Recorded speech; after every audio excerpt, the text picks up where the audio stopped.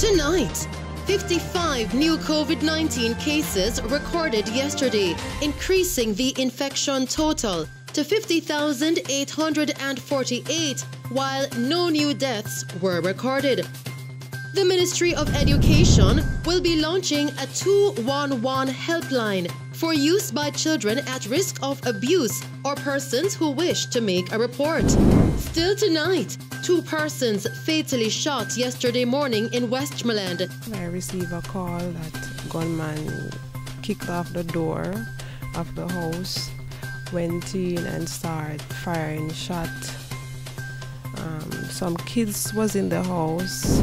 And Minister of State in the Ministry of Local Government and Rural Development, Homer Davis, toured the Rural Water Supply Limited's artificial underground recharge system in Innswood, St. Catherine yesterday.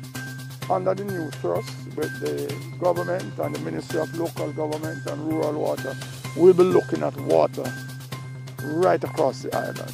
How we can let our people have easier access to portable, treated water.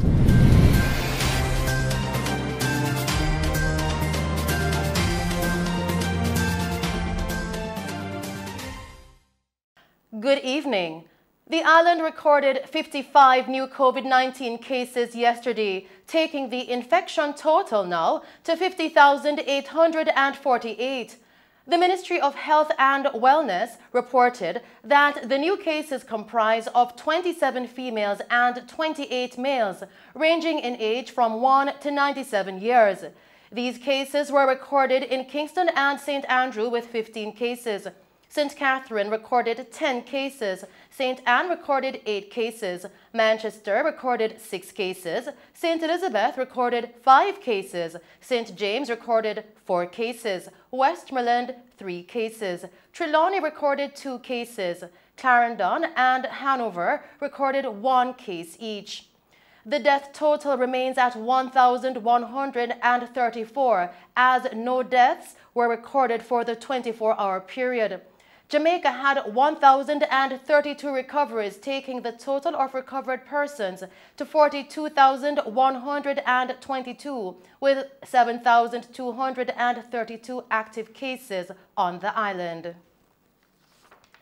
In other news tonight, detectives attached to the Center for the Investigation of Sexual Offences and Child Abuse, CISOCA, are seeking the public's assistance to identify a woman seen in 2 viral videos circulating on social media recently.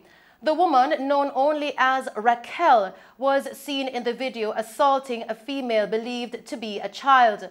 The police are asking anyone with information that can assist in their investigation to contact CISOCA at 876-926-4079, Police Emergency 119, or the nearest police station. In other news tonight, detectives attached to the Center for the Investigation of Sexual Offences and Child Abuse, CISOCA, arrested and charged 52-year-old Oral Britton, otherwise called Bishop, a minister of religion of Petersfield in Westmoreland, with rape and grievous sexual assault following a June 2019 incident in Retreat St. Mary. Reports coming into our news center tonight are that the complainant was at church when she was allegedly summoned to a room by Britton. It is further alleged that Britton handed the woman a bottle of pills, but upon opening the bottle, she immediately fell ill. Britton then reportedly had sexual intercourse with her against her will. The matter was reported to the police and the accused was arrested and charged. His court date is being finalized. Still making the news tonight, the Ministry of Education will be launching a 211 helpline for use by children at risk of abuse or persons who wish to make a report. Portfolio Minister Favour Williams made the disclosure during a statement to the House of Representatives yesterday. She stated that the helpline will be manned 24 hours by child care professionals and will be a significant addition to the child protection ecosystem. A campaign will be run to inform Jamaicans of the new helpline, which may be used for reporting child abuse in Jamaica. In addition, the ministry, through the Child Protection and Family Services Agency, will be embarking upon a positive or good parenting campaign in an effort to empower Jamaican parents to raise happy, healthy, and smart children. The ministry will also be embarking on a corporal punishment campaign where parents will be encouraged to try positive discipline. Both campaigns will run for a total of 4 years in separate phases.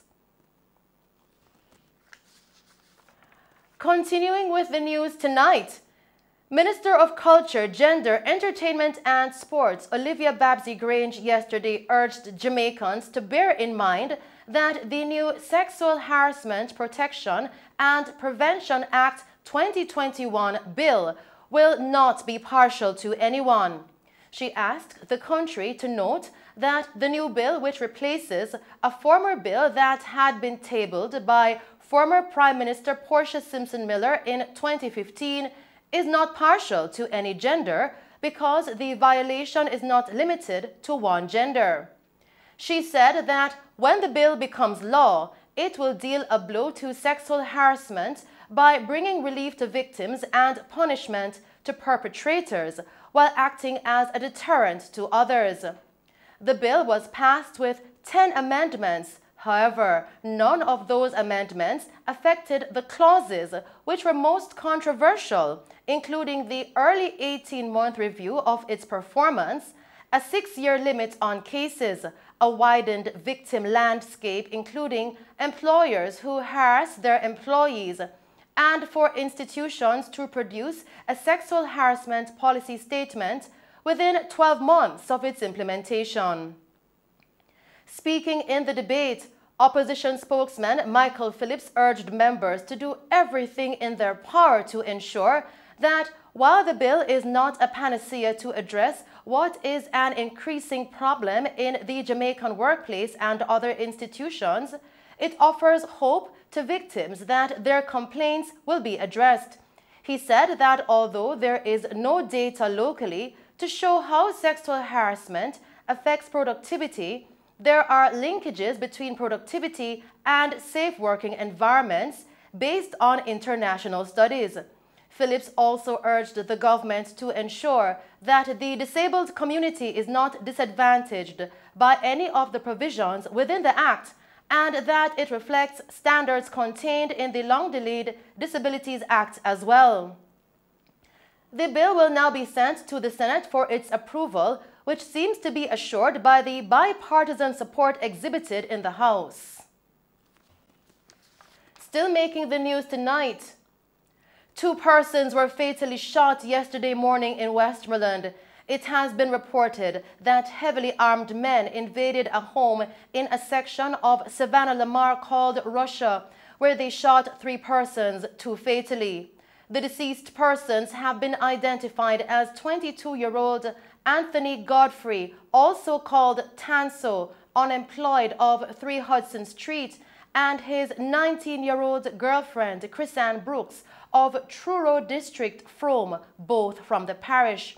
Police reports coming into our news center tonight are that at approximately 3:45 a.m., a group of armed men invaded the house on Hudson Street, where they shot the 3 persons who were sleeping. They were taken to hospital, where Godfrey and Brooks were pronounced dead, while the 3rd individual, a 19-year-old, was admitted for treatment. One family member explained that children were in the house when the shooting took place. I can't tell you what I hear because I wasn't on the spot.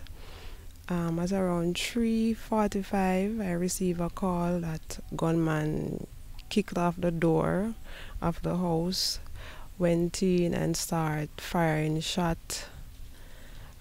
Some kids was in the house. A baby was in the house, a 2-month-old, a 1-year-old, a 2-year-old, a 7, a 10, 3 19 years old, and a 21-year-old.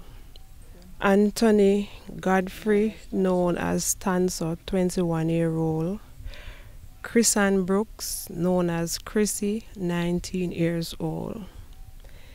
Chrisann Brooks is a loving young lady, fun. Don't matter how you're sad and you're around Chrisann, she always makes you laugh. She always makes you happy. Tanso, he's very jovial. He's not a person of war nor nothing. He's a loving person. Always look out for his nephew, his family, and friends. All two are loving, kind person. What is his family? Girlfriend and boyfriend. Come on, yeah. She also explained that the family is traumatized following the incidents. Family are very traumatized, devastated. I can't find word to explain how we feel knowing that we have lost two young persons, loving, caring. I mean, persons that not involving anything that's wrong. They are traumatized. Right now they have to be seeking medical. The 2-month-old baby, she just can't sleep. As she closes her eyes, she just jump out of her sleep. All the children have to be seeking medical attention right now. The third person, he's very serious. We're told that he's very, very serious. In other news tonight, the Trelawney police have held 3 suspects and recovered an illegal gun after Glenford Henry, popularly called DJ Nico Rankin, was fatally shot in the parish on Monday. Reports coming into our news center are that Henry was killed during a dispute between his son and a group of men at Kitchen Crescent, a section of the Friendship community. Reports from the Wakefield police coming into our news center are that at approximately 10 a.m., Henry intervened in a dispute between his 23-year-old son and 3 men, one of whom brandished a handgun and opened fire, hitting him multiple times.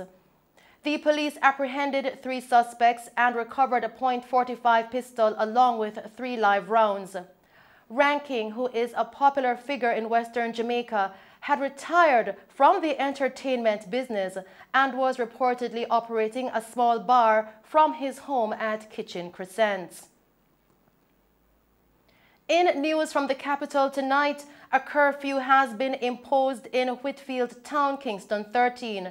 The security measure took effect at 6 p.m. yesterday, July 13, and will remain in place until 6 p.m. July 15. The boundaries of the curfew are north along Delacree Road from Waltham Park Road and Langard Avenue to Maxfield Avenue, east along Maxfield Avenue from Delacree Road to Spanish Town Road, south along Spanish Town Road from Maxfield Avenue to Waltham Park Road and Langard Avenue, west along Waltham Park Road and Langard Avenue from Spanish Town Road to Delacree Road. During the curfew, all persons within the boundaries are required to remain within their premises unless authorized in writing by the ground commander.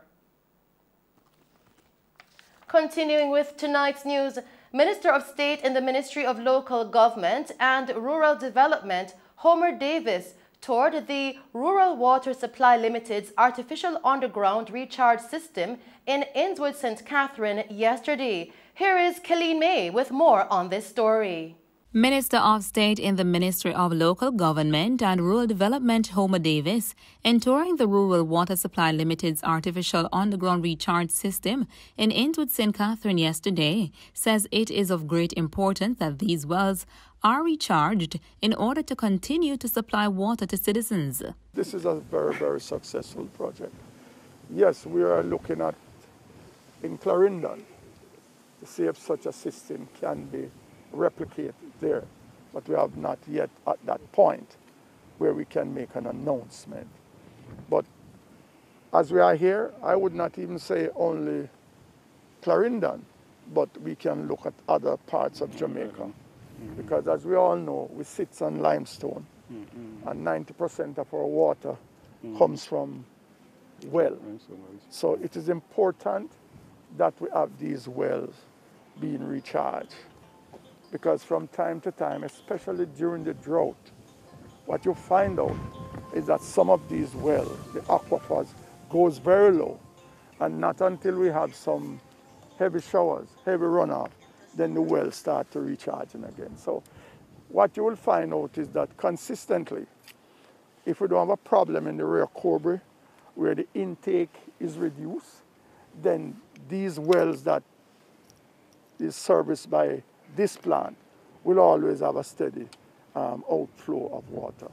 So it is something that under the new thrust with the government and the Ministry of Local Government and Rural Water, we'll be looking at water right across the island, how we can let our people have easier access to portable treated water. The facility in Ainswood is situated on 68 acres of land. The main function is to divert approximately 5 million gallons of water per day from the Rio Cobre River through the National Irrigation Commission NIC canal during the wet season. This water is settled and injected into limestone wells to recharge the limestone aquifer and to replenish the abstractions from the wells into Portmore and Bernard Lodge area. Minister Davis, in speaking on the effects of global warming, pointed out the importance of doing all that is needed to sustain water. Take into consideration what we are now experiencing as a country, as global, as it relates to climate change. Whatever we can do to secure the sustainability of water, then it is important. If it means that we have to, based on NIC or WRA, whether or not we can extract 10 gallons from the Rio Cobre, then those are options that we have. But Rio Cobre is dependent on how regular we get our rainfall also. So you cannot extract beyond a certain capacity, because what you will do, you will destroy the other areas. And I can tell you the government is looking at other areas of how we can get water.